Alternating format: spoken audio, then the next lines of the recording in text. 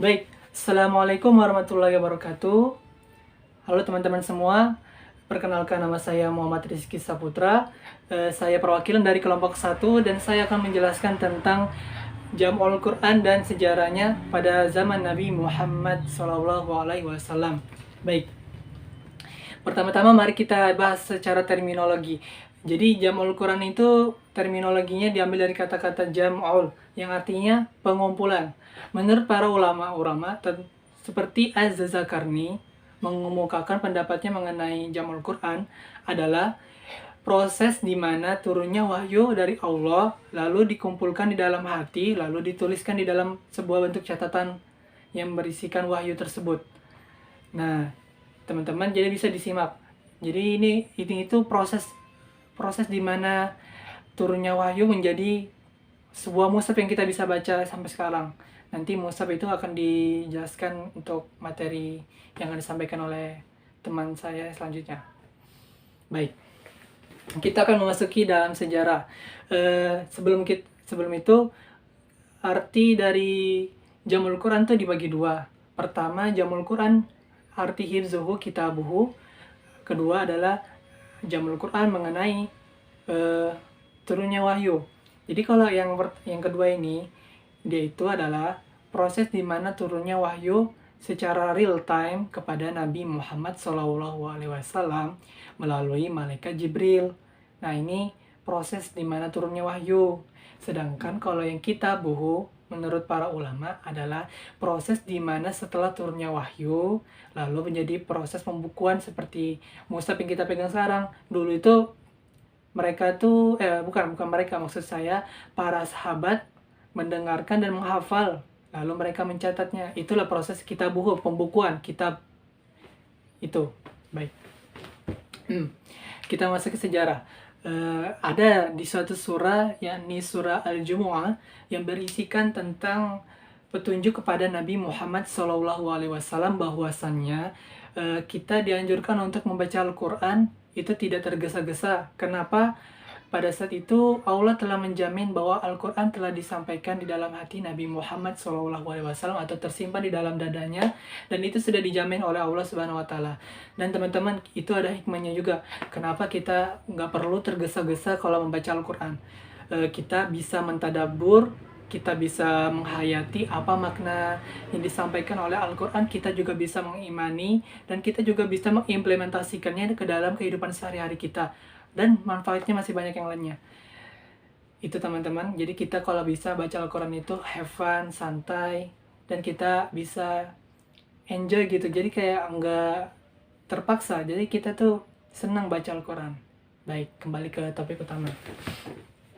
Bahwasannya pada proses ini masih belum ditemukan proses pembukuan. Belum ada sama sekali di masa ini seperti kertas pembukaan tersebut, belum ada. Jadi para sahabat setelah mendengarkan dan menghafal, mereka mencatatnya menggunakan alat-alat yang sederhana seperti tulang, pelepah kurma, dan alat-alat lainnya. Pokoknya yang bisa dicatat lah di dalam satu ruangan. Oke. Nah, jadi ketika Nabi hampir wafat, Nabi pun mencocokkan hafalan beliau terhadap para hafiz-hafiz Al-Quran, yakni para sahabat. Mereka mencocokkan antara hafalan mereka dengan hafalan Nabi Muhammad SAW. Bukan, maksud saya hafalan Nabi Muhammad mencocokkan dengan hafalan para sahabat, sehingga bisa tersusun sebagaimana Al-Quran yang kita baca, mulai dari pembukaan dibaca dengan Al-Fatihah dan ditutup dengan surah An-Nas. Jadi sekali lagi di masa ini belum ada masa pembukuan, cuman kebanyakan mengandalkan hafalan dan juga catatan-catatan yang masih belum dalam bentuk pembukuan. Dan selanjutnya akan disampaikan oleh materi selanjutnya tentang Jamul Quran pada masa zaman Abu Bakar As-Siddiq. Itu dari saya, sekian dan terima kasih.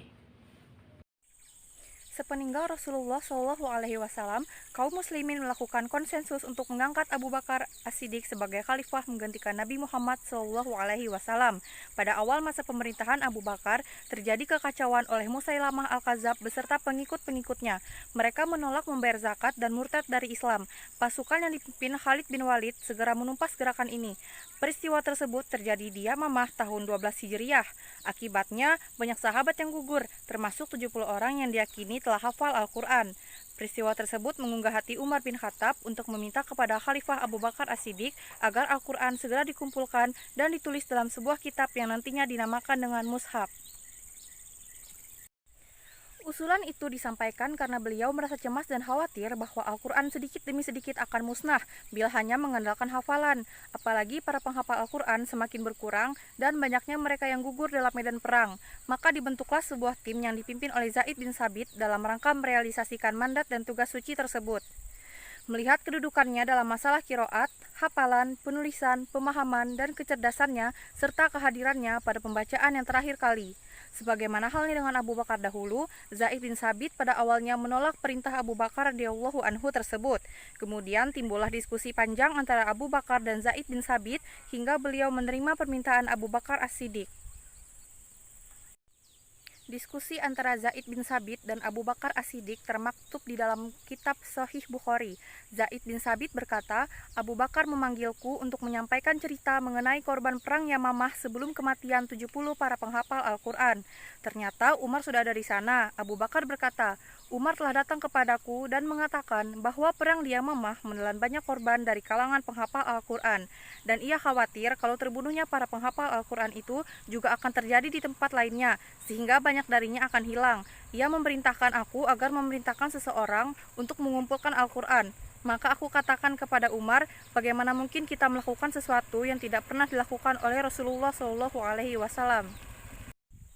Tetapi Umar menjawab, dan ia bersumpah, demi Allah perbuatan tersebut baik.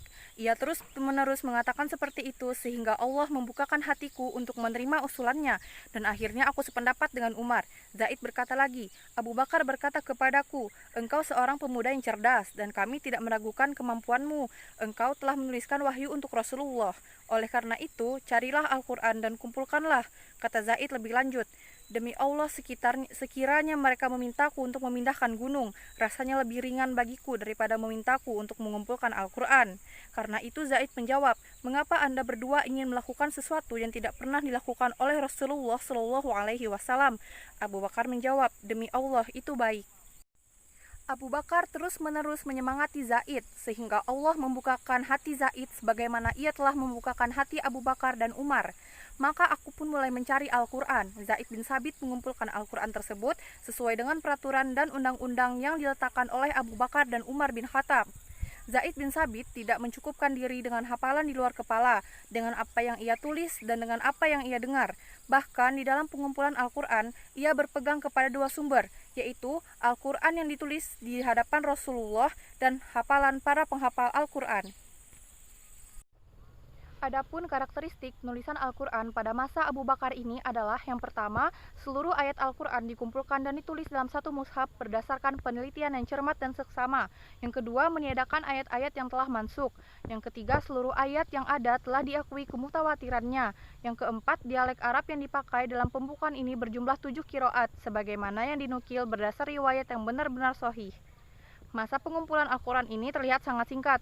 Sebagaimana diketahui, Abu Bakar hanya memerintah kekhalifahan Islam ketika itu selama kurang lebih 2 tahun, mulai Rabiul Awal 11 Hijriah sampai Jumadil Tsani 13 Hijriah. Abu Bakar As-Siddiq mengumpulkan Al-Quran bukanlah perkara bid'ah yang menyesatkan. Akan tetapi, perbuatan ini berdasarkan dari kaidah yang diletakkan oleh Rasulullah di dalam penulisan Al-Quran semasa hidupnya. Al-Imam Abu Abdillah Al-Muhasibi berkata di dalam kitabnya Fahmu As-Sunan, penulisan Al-Quran bukanlah perbuatan bid'ah karena Rasulullah pernah memerintahkan untuk menulisnya. Akan tetapi, ketika itu masih tercecer dan terpisah di atas kulit binatang, tulang dan pelepah daun kurma. Perintah As-Siddiq tidak lain hanyalah memindah dari tempat ke tempat lain untuk dikumpulkan, di antaranya kumpulan kertas berupa Al-Quran yang terdapat di dalam rumah Rasulullah. Lalu kertas-kertas tersebut dikumpulkan dan diikat dengan tali supaya tidak hilang. Sekian penjelasan saya, akan dilanjutkan oleh Saudari Adinda. Assalamualaikum warahmatullahi wabarakatuh. Perkenalkan, nama saya Dinda Putri Lestari. Saya ingin menyampaikan materi terakhir, yaitu tentang Jamul Quran pada masa Utsman bin Affan. Dalam perjalanan selanjutnya, ketika jabatan khalifah dipegang Utsman bin Affan dan Islam tersiar secara luas sampai ke Syam, Irak, dan lain-lain. Ketika itu timbul pula suatu peristiwa yang tidak diinginkan kaum muslimin, ketika Khalifah Utsman mengerahkan bala tentara Islam ke wilayah Syam dan Irak untuk memerangi penduduk Armenia dan Azerbaijan. Tiba-tiba Hudzaifah bin Al-Yaman menghadap Khalifah Utsman dengan maksud memberitahu Khalifah bahwa di kalangan kaum muslimin di beberapa daerah ini terdapat perselisihan pendapat mengenai tilawah atau bacaan Al-Quran.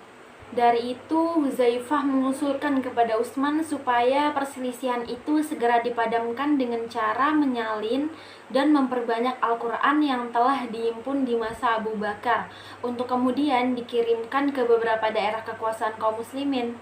Dengan demikian, diharapkan agar perselisihan dalam hal tilawah Al-Quran ini tidak berlarut-larut setelah mendengar laporan dari Hudzaifah dan melihat langsung fenomena yang terjadi di kalangan umat Islam. Utsman bin Affan kemudian mengutus orang meminjam mushaf yang ada pada Hafsah, istri Rasulullah, untuk diperbanyak. Untuk kepentingan itu, Utsman bin Affan membentuk panitia penyalin Al-Quran yang diketuai Zaid bin Sabit dengan 3 orang anggotanya masing-masing, yaitu Abdullah bin Zubair, Sa'id bin Al-Ash, Abdul Ar-Rahman bin Al-Harits bin Hisham. Mushaf yang ditulis oleh panitia ada 5 buah. 4 diantaranya dikirim ke Mekah, Syria, Basrah, dan Kufah. Dan 1 mushaf lagi ditinggalkan di Madinah untuk Utsman sendiri, dan itulah yang dinamai dengan Mushaf Al-Imam. Ada beberapa manfaat dari pembukuan Al-Quran menjadi beberapa mushaf, yaitu menyatukan kaum muslimin pada satu macam mushaf yang seragam ejaan tulisannya. Yang kedua, menyatukan bacaan kaum muslimin. Dan yang ketiga, menyatukan tertib susunan surat-surat menurut tertib urut sebagai yang kelihatan pada mushaf-mushaf sekarang. Ya, mungkin itu saja materi yang dapat kami sampaikan. Semoga bermanfaat bagi kita semua. Kurang lebihnya mohon dimaafkan. Wassalamualaikum warahmatullahi wabarakatuh.